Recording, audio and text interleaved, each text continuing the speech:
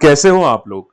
देखो मेंबर्स, आज market definitely volatile था। ठीक है, मार्केट गैप डाउन ओपन हुआ ड्यू टू ट्रम्प की टैरिफ की वजह से।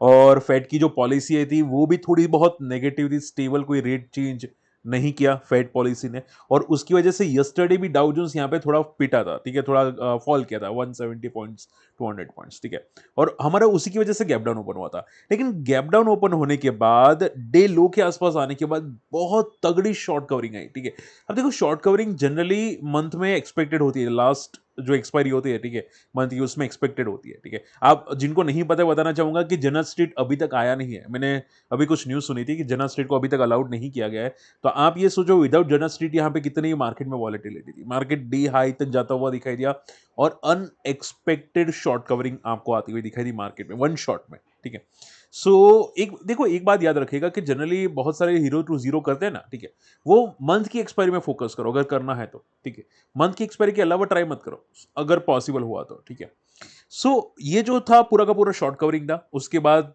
आप देखोगे शॉर्ट कवरिंग खत्म हो गई, यहां से आप देखोगे लगातार ऊपर के लेवल से प्रॉफिट बुकिंग आती हुई दिखाई दी। देखो आपको लगता है कि सर ये शॉर्ट कवरिंग है, एक्चुअल में मोमेंटम है। ठीक है, तो मैंने ऑलरेडी बता दिया था। देखो यहाँ पे कि मार्केट में आप देखोगे मिड कैप मोमेंटम नहीं किया है, स्मॉल कैप अभी भी नेगेटिव है। ठीक है, तो ये आपको पता आना चाहिए कि भाई मिड कैप पॉजिटिव नहीं हुए, स्मॉल कैप पॉजिटिव नहीं हुए, निफ्टी अकेला पॉजिटिव होता जा रहा है। यहाँ पे बैंक निफ्टी अकेला पॉजिटिव होता जा रहा है। आप देखोगे बैंक निफ्टी प्रीवियस क्लोजिंग का भी हाई तोड़ चुका था।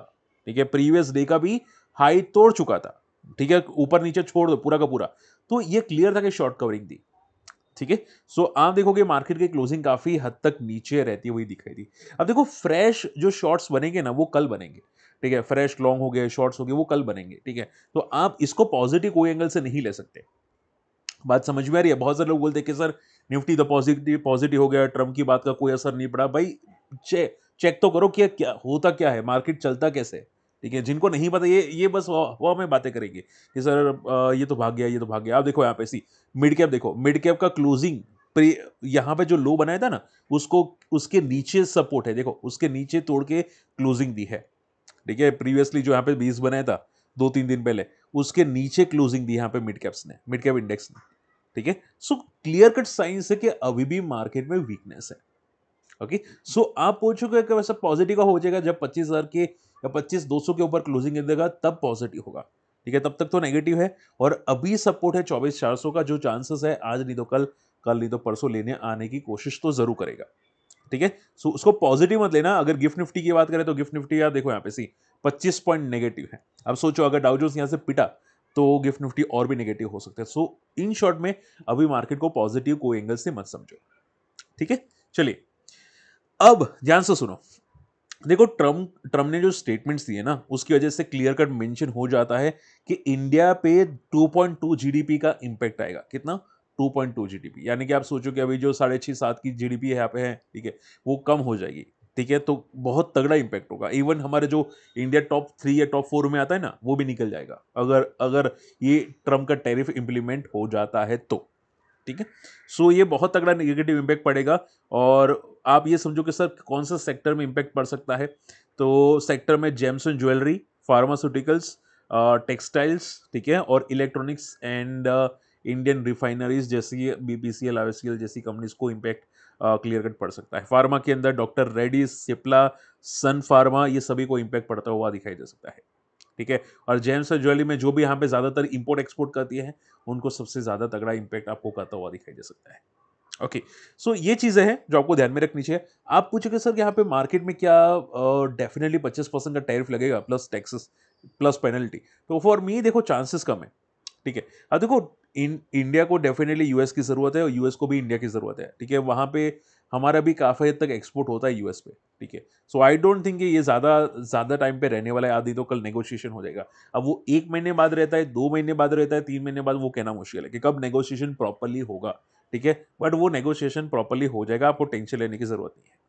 ठीक है, बस आप अपॉर्चुनिटी देखो कि भाई मार्केट में निफ्टी जा रहा है तो कहां तक जा रहा है, कहां पे बेस बनाए। ठीक है, मैं कल वही डिस्कस कर रहा था हमारे कम्युनिटी मेंबर्स के साथ। ठीक है, जो काफी लोग पैनिक कर रहे थे, सर ये तो गया, फलाना गया, टिमका गया। मैंने बोला भाई क्यों पैनिक करना।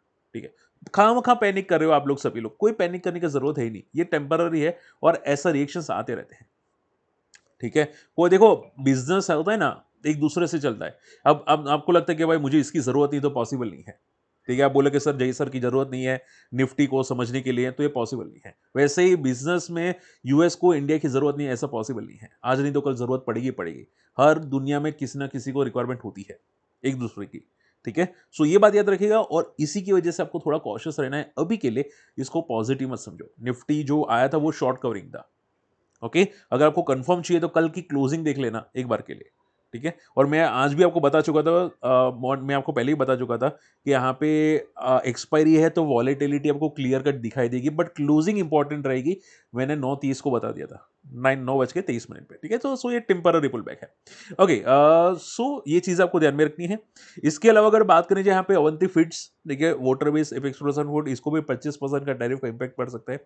लेकिन देखो आज Avanti feeds gap down open हुआ था, पूरा का पूरा रिकवर कर गया। ठीक है, सो टेम्पररी न्यूज़ है, आपको ज़्यादा पैनिक करने की ज़रूरत नहीं, ये चीज़ें टेम्पररी है। ठीक है, ओके, अब देखो जो कॉपर सेक्टर्स है उसमें सबसे ज़्यादा इम्पैक्ट आ सकता है और उसकी वजह से माना जा रहा है कि 50% का टैरिफ लग सकता है ये। ठीक है, तो इसकी वजह से हिंद कॉपर जैसी कंपनीज काफ़ी हद तक आपको प्रॉफिट बुकिंग करती हुई दिखाई दी।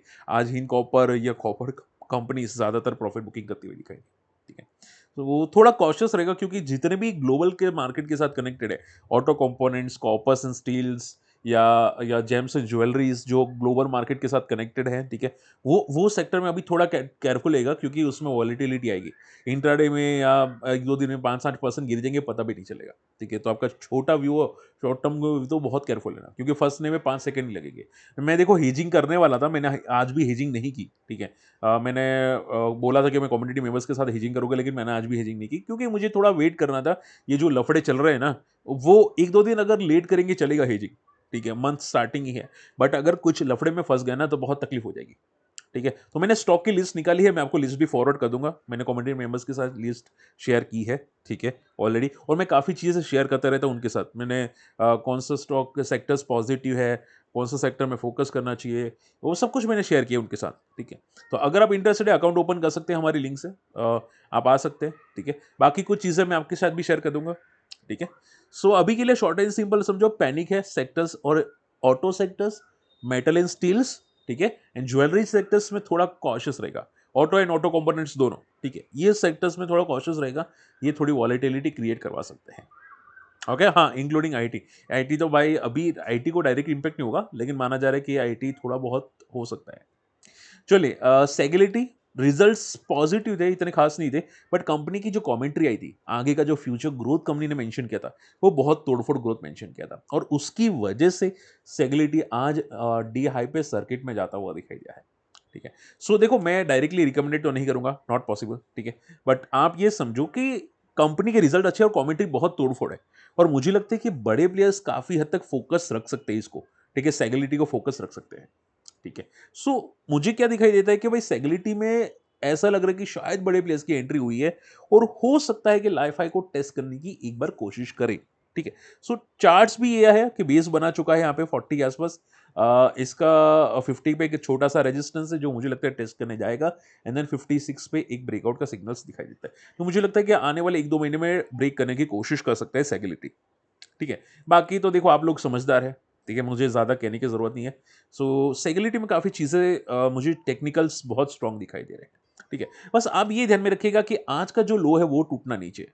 ठीक है, तो मैं अगर आपकी जगह होता तो मैं थोड़ा वो सेफ्टी लेके चलता कि बस आज का लो टूटना नहीं चाहिए। बाकी तो भाई ऊपर आसमान खाली है, कहाँ तक जाए कहना मुश्किल है। ठीक है, ओके, इसके अलावा अगर बात करें कीन टेक्नोलॉजीज, तो नेट प्रॉफिट आप देखोगे जम करता हुआ दिखाई दिया। अब देखो कीन टेक्नोलॉजीज भी आज 10% की सर्किट मारी थी, इसमें भी कुछ खास था नहीं। ठीक है, रिजल्ट्स में इतने कुछ ज़्यादा इंप्रूवमेंट नहीं थे।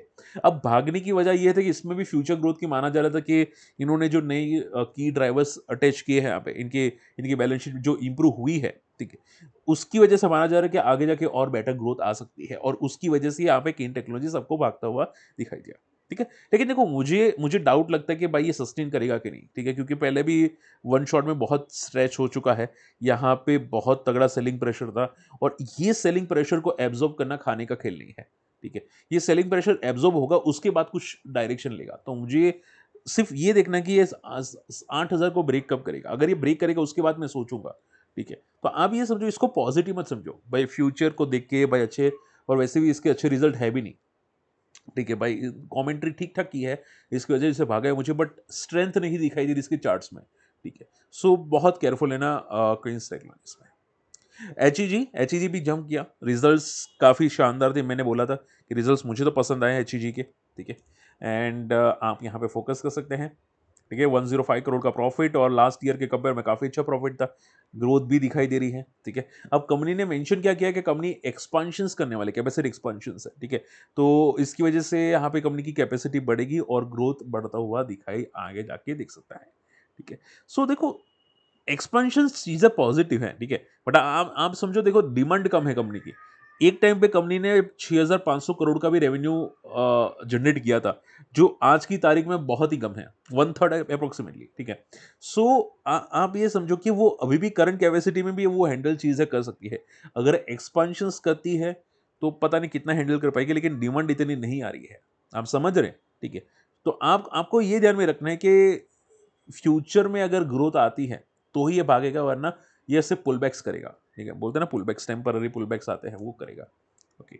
और अगर मैं इसके रेजिस्टेंस की बात करूं तो 600 पे बहुत तगड़ा रेजिस्टेंस है, जब तक ये 600 के ऊपर नहीं निकलता तब तक तो कुछ भी कहना मुश्किल हो जाता है, ओके। सो वो ध्यान में रखिएगा, 600 एक इंपॉर्टेंट तगड़ा रेजिस्टेंस है, ओके। सो मैंने काफी तक डिस्कस कर दिया है, समझा दिया है आप लोगों को, ठीक है। एंड हाँ, अगर 25% का टैरिफ रहा तो 2% का जीडीपी का इम्पैक्ट ट्रम्प की वजह से आ सकते हैं। तो मार्केट में आप ऐसा मत समझें कि मार्केट फिर पॉजिटिव रहेगा। अगर आने वाले 10 दिन के अंदर जो ट्रम्प का टैरिफ इंप्लीमेंट होने वाला है, ठीक है, 1 तारीख को इंप्लीमेंट होगा, लेकिन अगर वो 10 दिन कंटिन्यू रहता है तो पहले तो मार्केट एक नेगेटिव रिएक्शन दे ही देगा। आप समझ लो, ध्यान से सुनो, जो बोला वो सुनो, वर्ड सुनो, ठीक है। अगर ये जो टैरिफ इंप्लीमेंट होने वाला है वो कल से इंप्लीमेंट होने वाला है, इफ अगर मैं गलत नहीं होता हूं, ठीक है। और ये 1 अगस्त को इंप्लीमेंट होगा, और अगर ये 10 दिन इंप्लीमेंट रहता है कंटिन्यू और कोई भी नेगोशिएशन इंडिया के साथ यूएस नहीं करता, तो मार्केट में रिएक्शंस आना स्टार्ट हो जाएंगे, ठीक है। और उसकी वजह से मार्केट 24 को टेस्ट करने की कोशिश कर सकता है। फिर आप मानो या ना मानो वो मुझे नहीं पता, बट ये चीजें हो सकती है अगर नेगोशिएशन 10 दिन के अंदर नहीं हो जाते, क्योंकि देखो मार्केट को डर लगता है, आप समझो, ठीक है। मार्केट को डर लगता है फिर आने वाले रिजल्ट कम आएंगे, फलाना आएंगे, ढिमका आएंगे, और वो डरता है मार्केट, और मार्केट में डरता मीनिंग क्या है, बड़े प्लेयर डरते हैं, ठीक है। तो मेरा वीडियो शेयर करना, जो लोग मार्केट में रहते हैं उनके साथ शेयर करना, क्योंकि काफी कम चीजें लोगों को पता है जो मैं बताने की कोशिश करता हूं, ठीक है। और आपको अगली केस स्टडी किस पे चाहिए मुझे कमेंट जरूर करना, मैं ट्राई कर रहा हूं यहाँ पे आईएक्स पे, लेकिन आप मुझे कमेंट जरूर करना, ठीक है। मिलते हैं अगले वीडियो में, तब तक के लिए गुड बाय, जय हिंद।